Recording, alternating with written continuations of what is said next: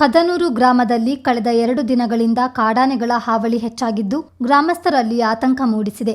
ಆಹಾರ ಅರಸಿ ಕಾಡಿನಿಂದ ನಾಡಿನತ್ತ ಬರುತ್ತಿರುವ ಕಾಡಾನೆಗಳು ಕಾಫಿ ತೋಟಗಳು ಹಾಗೂ ಗದ್ದೆಗಳಲ್ಲಿ ಕಾಣಿಸಿಕೊಳ್ತಿವೆ. ಗುರುವಾರ ಬೆಳಗ್ಗೆ ಕದನೂರು ಗ್ರಾಮದ ಗದ್ದೆಯೊಂದರಲ್ಲಿ ಸುಮಾರು 11 ಕಾಡಾನೆಗಳ ಹಿಂಡು ಬೀಡು ಬಿಟ್ಟಿರುವುದನ್ನು ಗ್ರಾಮಸ್ಥರು ಗಮನಿಸಿ ತಕ್ಷಣ ಅರಣ್ಯ ಇಲಾಖೆಗೆ ಮಾಹಿತಿ ನೀಡಿದ್ದು ಅಧಿಕಾರಿಗಳು ಸ್ಥಳಕ್ಕಾಗಮಿಸಿ ಪರಿಶೀಲಿಸಿದರು. ಅರಣ್ಯ ಇಲಾಖೆಯ ಡಿಆರ್ಎಫ್ ರಾಘವ್ ನೇತೃತ್ವದಲ್ಲಿ ಕಾರ್ಯಾಚರಣೆ ನಡೆಸಲಾಯಿತು.